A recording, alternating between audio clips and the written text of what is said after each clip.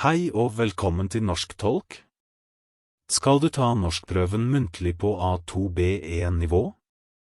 I denne videoen får du nesten alle spørsmålene du kan få på prøven.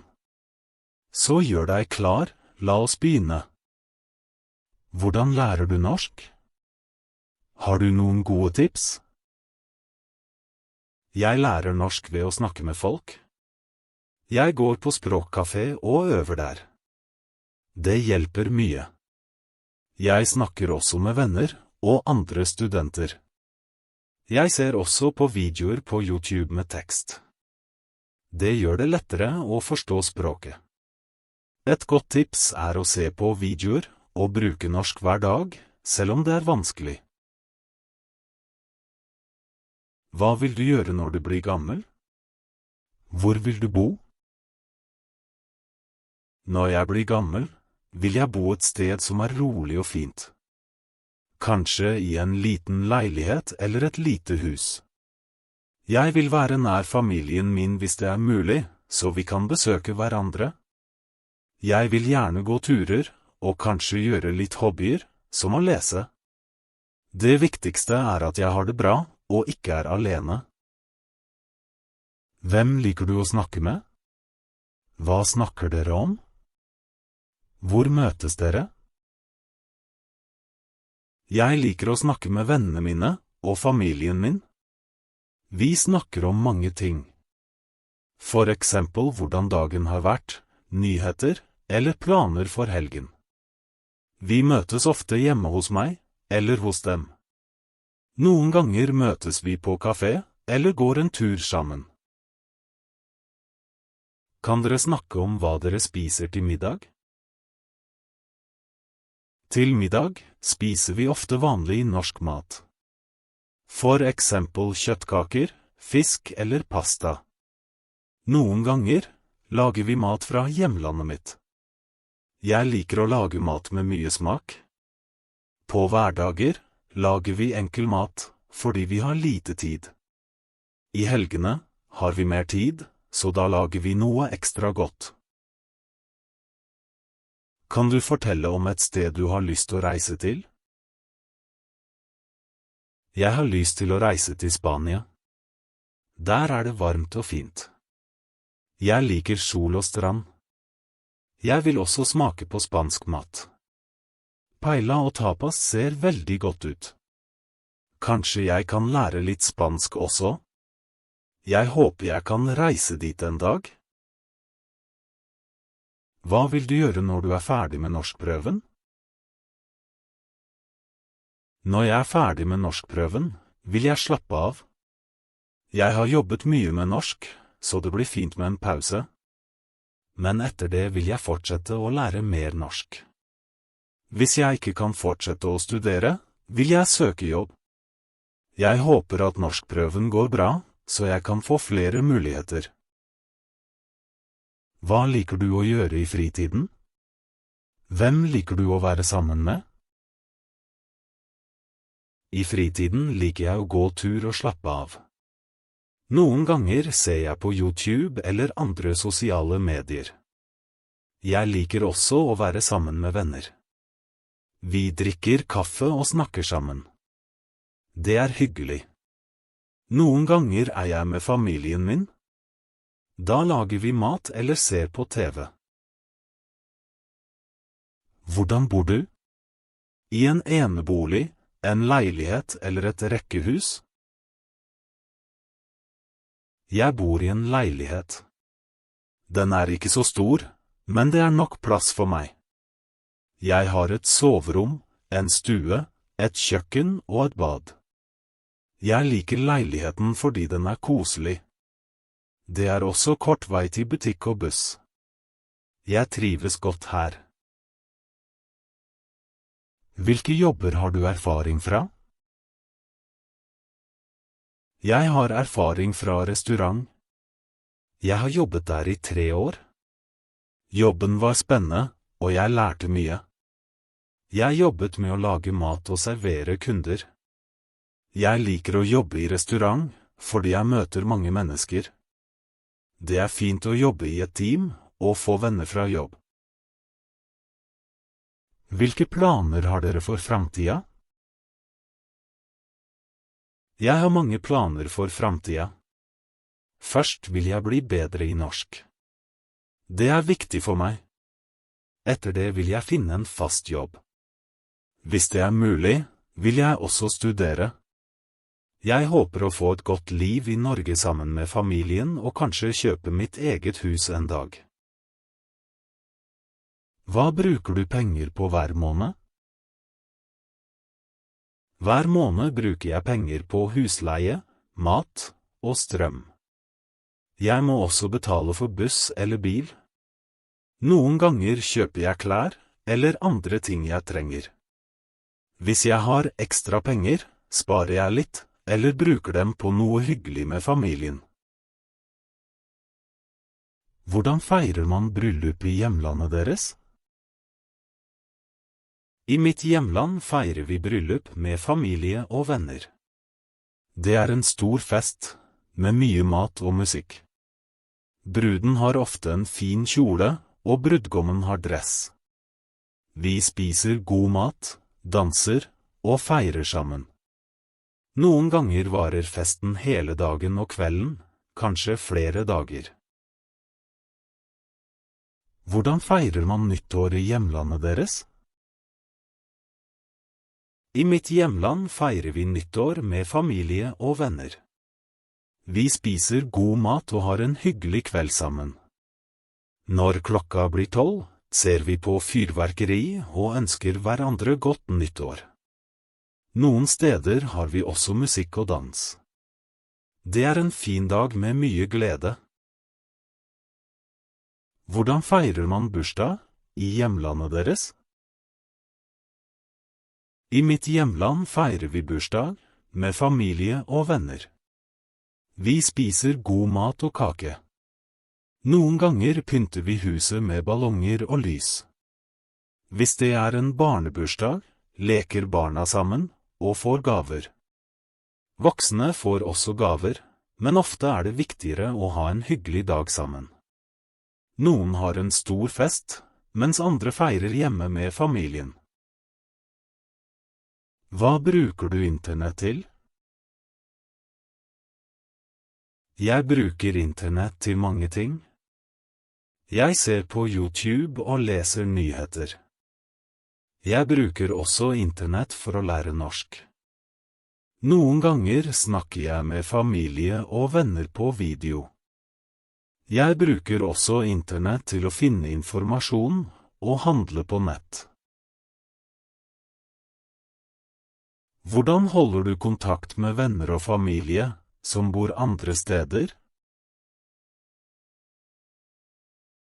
Jeg holder kontakt med venner og familie på telefon. Vi sender meldinger og ringer hverandre. Noen ganger bruker vi videochat, for eksempel på WhatsApp eller Messenger. Hvis vi har tid og penger, prøver vi å besøke hverandre. Det er viktig for meg å holde kontakt med dem. Hva gjør du for å holde deg i form? Jeg prøver å holde meg i form ved å gå tur hver dag. Noen ganger trener jeg litt hjemme eller ute. Jeg passer også på å spise sunn mat. Jeg drikker mye vann og prøver å sove godt. Det hjelper meg å ha mer energi og føle meg bra. Er det noe man ikke bør gjøre dersom man vil ha god helse? Ja, hvis man vil ha god helse, bør man ikke spise for mye usunn mat. Det er ikke bra å drikke mye brus eller spise for mye sukker. Man bør heller ikke sitte stille hele dagen. Det er viktig å bevege seg og sove godt. Alkohol og røyk er også dårlig for helsa. Det er bedre å drikke vann og ha en sunn livsstil.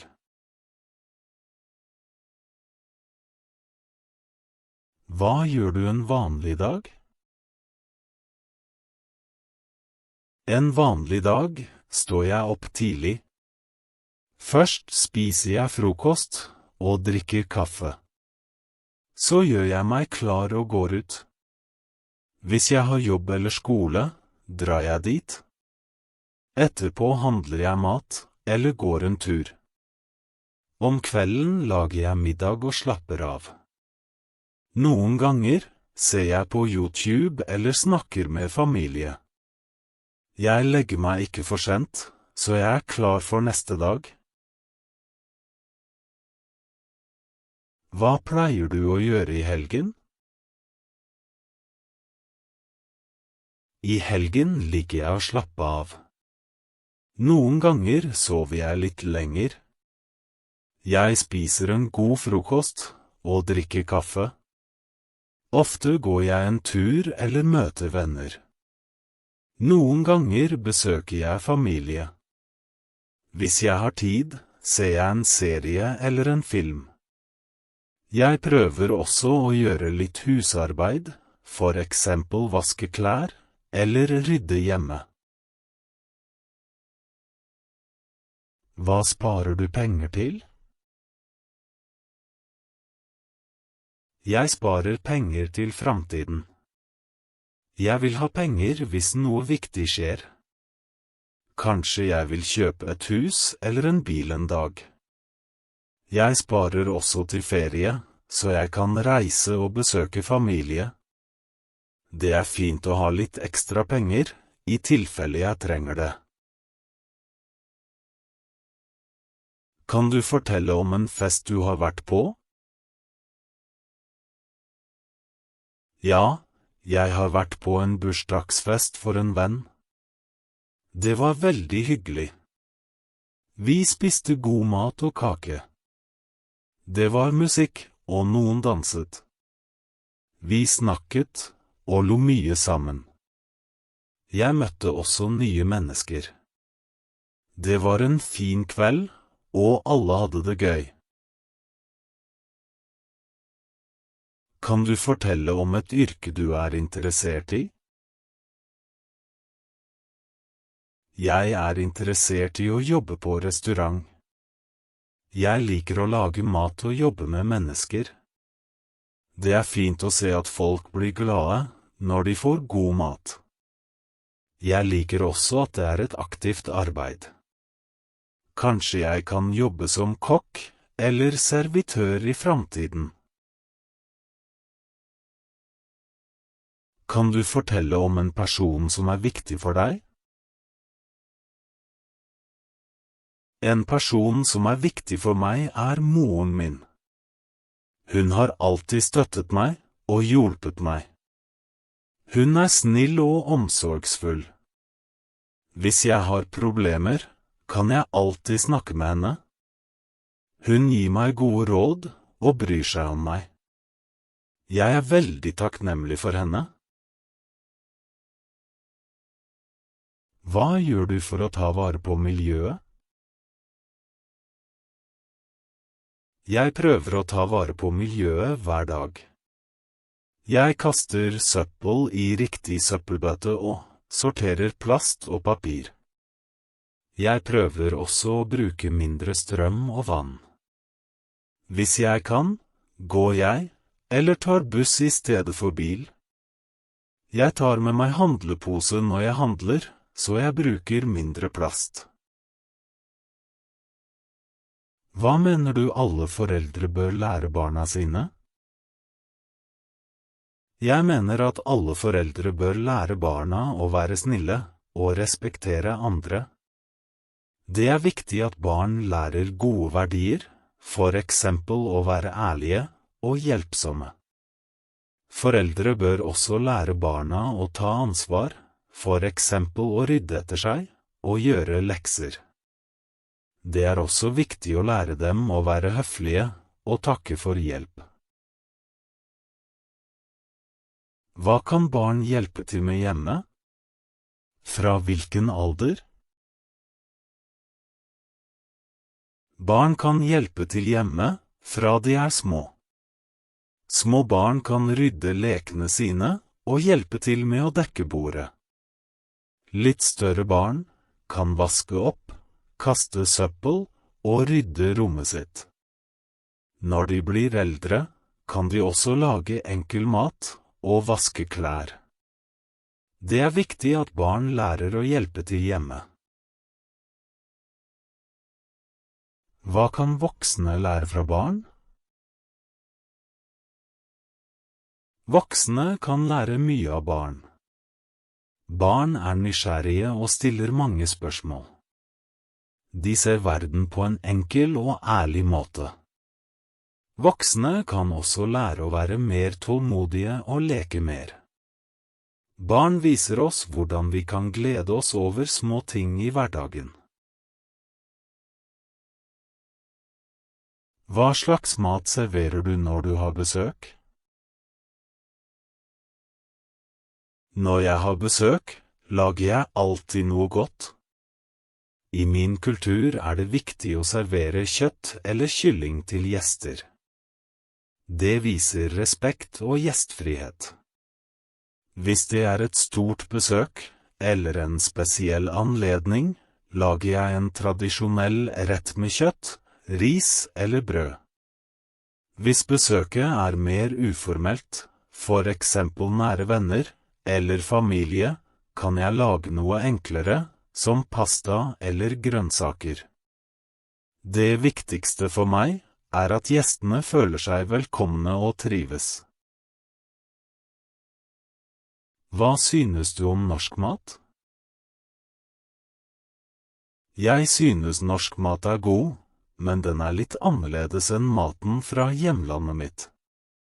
Jeg liker fisk, poteter og kjøttkaker. Noen retter smaker litt mildt for meg, fordi jeg er vant til mer krydder. Men jeg liker å prøve nye ting. Jeg synes også norsk mat er sunn og enkel å lage. Synes du det er viktig å spise sunn mat? Ja, jeg synes det er viktig å spise sunn mat. Sunn mat gir oss energi og gjør oss sterke. Jeg prøver å spise mye grønnsaker, frukt og proteiner, som kjøtt eller fisk. Jeg prøver også å drikke nok vann, og ikke spise for mye sukker. Hvis man spiser sunn mat, føler man seg bedre, og har mer energi i hverdagen. Hva liker du å spise når det er kaldt og varmt ute? For meg er det aldri veldig varmt i Norge. Men når det er varme dager, liker jeg å være ute. Vi går på stranda eller på tur. Da spiser vi noe enkelt, for eksempel pølser eller annen lett mat. Når det er kaldt, liker jeg varm mat, som suppe eller gryterett. Det gjør meg varm og mett. Hva kan du gjøre for å få nye venner? For å få nye venner må man snakke med folk. Jeg prøver å være hyggelig og åpen. Jeg går på språkkafé og møter nye mennesker der. Det er også lurt å bli med på aktiviteter, for eksempel turgrupper eller trening. Hvis man snakker med kolleger eller naboer, kan man også få nye venner. Det viktigste er å være vennlig og ikke være redd for å starte en samtale. Er det vanskelig å bli kjent med nye mennesker i Norge? Ja, det er litt vanskelig å få nye venner i Norge. Mange nordmenn er hyggelige, men de er også litt reserverte. De liker best å snakke med folk de kjenner fra før. Det er lettere å bli kjent hvis man har noe felles. For eksempel hvis man jobber sammen eller trener sammen. Det er også lettere å få venner fra skolen, jobb eller fra apper på internett. Kan du fortelle om en vanlig skoledag, på norskkurs eller på en annen skole? Vi begynner på skolen 7:15. Først har vi undervisning. Noen ganger leser vi tekster, og noen ganger øver vi på å snakke norsk. Vi tar lunsj fra 11:30 til 12. Etter pausen fortsetter vi med undervisning. Vi er ferdige klokka 15. Når skoledagen er ferdig, går jeg hjem og gjør lekser, eller ser på videoer på YouTube for å lære mer. Hva gjør du i pausene når du er på skolen? I pausene slapper jeg av. Jeg spiser mat og drikker kaffe eller te. Noen ganger snakker jeg med venner og klassekamerater. Hvis det er fint vær, går vi en liten tur ute.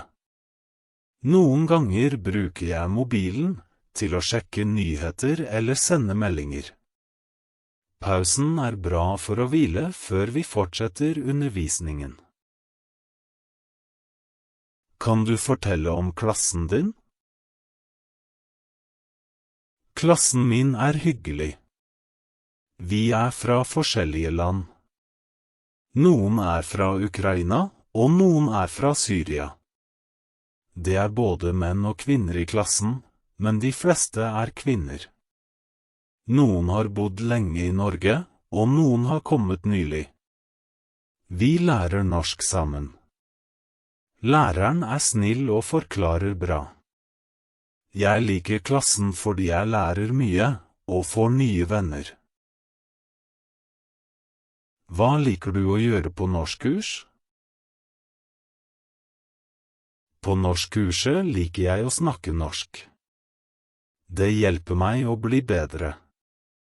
Jeg liker også å lese tekster og lære nye ord.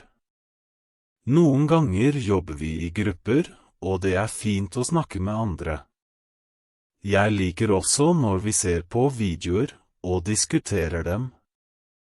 Det er en god måte å lære norsk på. Liker du å jobbe alene, eller sammen med andre når du er på norskkurs? Jeg liker å jobbe sammen med andre. Da kan vi snakke norsk og hjelpe hverandre. Det er lettere å lære når vi øver sammen. Men når jeg skriver en tekst eller jobber med grammatikk, liker jeg å jobbe alene. Da kan jeg tenke mer og jobbe i mitt eget tempo. Hvilke typer oppgaver liker du best å jobbe med? Jeg liker best å jobbe med muntlige oppgaver. Det hjelper meg å snakke bedre norsk. Jeg liker også å lese tekster og lære nye ord. Noen ganger liker jeg å skrive, men det kan være vanskelig. Grammatikkoppgaver er viktige, men de er ikke alltid lett å forstå. Hva liker barn å gjøre, og hva liker voksne å gjøre? Hva kan de gjøre sammen? Barn liker å leke og bevege seg. De liker å spille spill, tegne og se på tegnefilmer. Voksne liker ofte å slappe av, se på TV, eller drikke kaffe og snakke sammen. Men barn og voksne kan også gjøre ting sammen. De kan gå på tur, lage mat eller spille spill. Det er fint å gjøre noe sammen som begge liker. Hva kan barn bestemme selv? Barn kan bestemme noen ting selv, men ikke alt. De kan velge hvilken sport de vil spille, og hva de vil spise, fra det foreldrene lager. Men for eksempel, kan de ikke bestemme å spise is i stedet for middag. De må også ha på seg jakke når det er kaldt. Foreldrene bestemmer fordi de vet hva som er best. Barn kan velge venner, men foreldrene må passe på at de er gode venner. Når snakker du norsk? Hvem snakker du norsk med? Jeg snakker norsk hver dag. Jeg snakker norsk på skolen og når jeg handler i butikken. Jeg prøver også å snakke norsk med venner og lærere. Noen ganger snakker jeg norsk med naboer eller folk jeg møter. Jeg vil snakke mer norsk for å bli bedre. Hvilke språk kan du snakke, og når bruker du disse språkene? Jeg kan snakke engelsk og norsk. Hjemme snakker jeg mest engelsk med familien min. Når jeg er på skolen, i butikken eller snakker med nordmenn, bruker jeg norsk. Jeg prøver å bruke mer norsk hver dag, så jeg kan bli bedre. Hva liker du å drikke? Liker du best varm eller kald drikke? Jeg liker både varm og kald drikke. Om morgenen liker jeg å drikke kaffe eller te. Når det er kaldt ute, drikker jeg ofte varm te eller mate. Når det er varmt, liker jeg å drikke kaldt vann eller juice. Det viktigste for meg er at drikken smaker godt. Kan du fortelle om en typisk, vanlig familie i hjemlandet ditt? I mitt hjemland bor mange familier sammen. Ofte bor foreldre og barn i samme hus. Noen ganger bor også besteforeldre sammen med familien. Det er vanlig at mor og far jobber, og barna går på skole. Familien spiser middag sammen og hjelper hverandre i hverdagen. Familie er veldig viktig i min kultur. Kan du fortelle om en høytid du liker? Når er den? Hvilken mat spiser dere? Jeg liker jul. Jul feires i desember, og mange i Norge feirer den sammen med familie. Folk pynter huset og tenner lys. På julaften spiser man god mat, for eksempel ribbe, pinnekjøtt eller kalkun. Mange gir gaver til hverandre. Det er en koselig tid med familie, mat og glede. Hva er en god kjæreste eller mann eller kone? En god kjæreste eller ektefelle er snill og omsorgsfull. Det er viktig å respektere hverandre og hjelpe hverandre i hverdagen. En god partner er ærlig og støtter deg når du har det vanskelig. Det er også viktig å snakke sammen og ha tillit til hverandre. Kjærlighet handler om å være et godt team. Hva liker du å gjøre om sommeren? Om sommeren liker jeg å være ute. Hvis været er fint, går jeg tur eller drar til stranda. Jeg liker også å grille og spise ute med familie og venner. Noen ganger reiser jeg til andre byer eller land. Sommeren er en fin tid til å slappe av og nyte solen. Hvordan opplever du sommeren der du kommer fra? Sommeren i mitt hjemland er varm. Temperaturen er ofte mellom 25 og 30 grader. Noen dager kan det være veldig varmt, og noen dager kan det regne litt. Mange drar til stranda, fjellene eller besøker familie på landet. Vi liker å være ute, grille og spise ferske frukter og grønnsaker. Hva synes du om vinteren i Norge? Vinteren i Norge er kald og mørk. Noen ganger er det mye snø, og noen ganger regner det. Jeg synes vinteren kan være fin, spesielt når det er snø og sol. Men det kan også være vanskelig når det er veldig kaldt og glatt ute. Jeg liker å drikke varm te og være inne når det er for kaldt. Noen ganger går jeg på tur, eller ser på snøen fra vinduet. Hva liker du å gjøre om vinteren?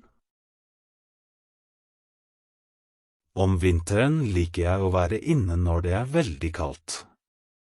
Jeg drikker varm te eller kakao og ser på filmer.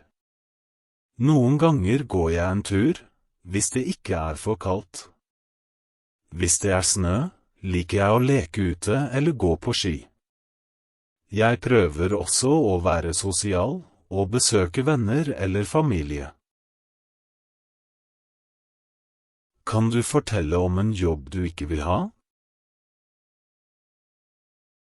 Jeg vil ikke jobbe som fisker. Det er en viktig jobb, men det er hardt arbeid. Man må jobbe lange dager, ofte ute i kaldt vær. Jeg liker bedre en jobb der jeg kan være inne og jobbe med mennesker. Men jeg respekterer de som jobber med det, fordi det er viktig for samfunnet. Hva er drømmejobben din? Jeg er ikke helt sikker på hva drømmejobben min er. Det viktigste for meg er å ha en jobb jeg liker, og som gir meg en stabil inntekt. Jeg vil ha en jobb der jeg trives og kan lære noe nytt. Kanskje jeg finner drømmejobben min i framtiden. Hva slags musikk liker du? Hvor hører du på musikk, hjemme eller andre steder? Jeg liker mange typer musikk. Det kommer an på humøret mitt. Noen ganger liker jeg rolig musikk, og andre ganger liker jeg musikk med mer energi. Jeg hører ofte på musikk hjemme når jeg slapper av eller gjør husarbeid. Noen ganger hører jeg også på musikk når jeg går tur eller reiser med buss. Musikk gjør meg glad og gir meg energi. Hvilken musikk liker du ikke? Jeg liker ikke musikk som er veldig høy og bråkete. For eksempel heavy metal eller veldig rask techno. Jeg synes det er stressende å høre på. Jeg liker heller ikke musikk med stygge ord. Jeg foretrekker musikk som har en fin melodi og gode tekster. Fortell om et sted i Norge du har vært eller ønsker å reise til. Hvordan kan du reise dit? Jeg har lyst til å reise til Lofoten. Det ser veldig fint ut der, med fjell, hav og vakker natur. Jeg har sett bilder, og det ser ut som et fantastisk sted.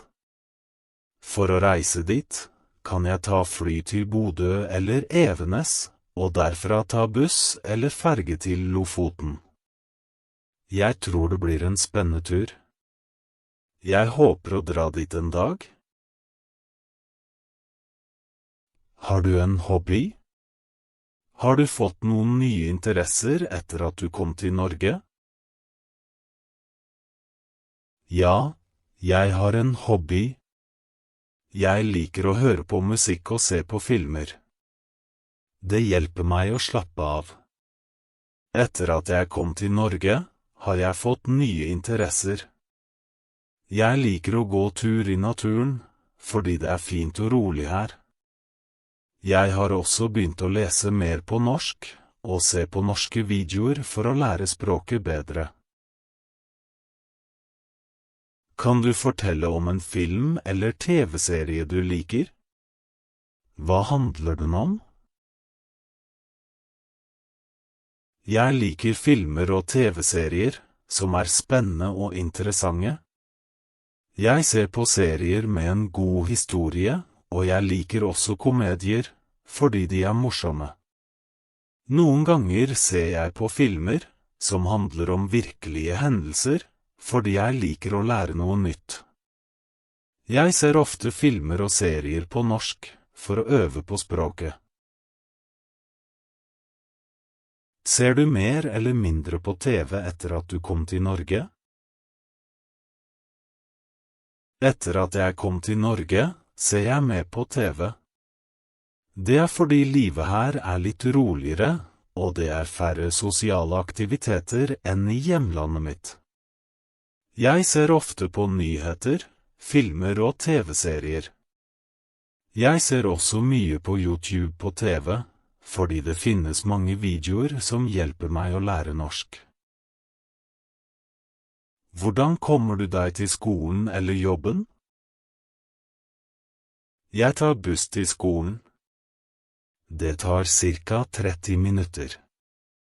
Noen ganger må jeg vente på bussen, spesielt om vinteren. Hvis været er fint, liker jeg å gå litt også. Det er fint å ha litt tid på bussen, til å høre på musikk, eller lytte til norske videoer. Kan du fortelle om noe du vil lære? Hvorfor ønsker du å lære dette? Jeg vil lære norsk bedre. Det er viktig for meg fordi jeg bor i Norge. Hvis jeg snakker og skriver godt norsk, kan jeg få en bedre jobb og forstå folk bedre. Jeg vil også lære mer om det norske samfunnet. Det gjør livet lettere og mer interessant. Hva liker du å gjøre når det er fint vær? Når det er fint vær, liker jeg å være ute. Jeg går ofte en tur eller sitter i parken. Noen ganger drar jeg til stranda eller griller med venner. Hvis jeg har tid, kan jeg også reise til et nytt sted og nyte naturen. Fint vær gjør meg glad, og jeg prøver å bruke dagen godt. Hvor kjøper du mat? Hvor ofte går du på butikken? Jeg kjøper mat i matbutikken, nær hjemmet mitt. Ofte handler jeg på Kiwi eller Rema 1000, fordi de har gode priser. Noen ganger går jeg til forskjellige butikker for å finne gode tilbud. Jeg handler mat, ca. 2 til 3 ganger i uka. Jeg liker å kjøpe frukt, grønnsaker, kjøtt og brød.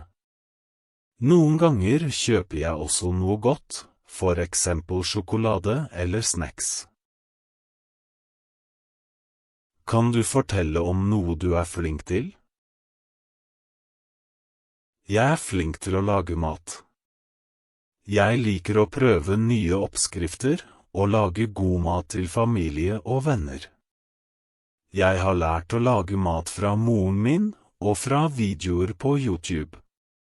Jeg liker spesielt å lage retter med kjøtt, ris og grønnsaker. Jeg liker å lage dessert også. Alle mine venner sier at jeg er flink til å lage mat. Hva er du ikke flink til? Jeg er ikke flink til å danse. Jeg liker musikk, men jeg føler meg litt ukomfortabel når jeg skal danse. Jeg prøver noen ganger, men det er ikke lett for meg. Kanskje jeg kan bli bedre hvis jeg øver mer. Kan du fortelle hvordan du bruker sosiale medier? Jeg bruker sosiale medier hver dag.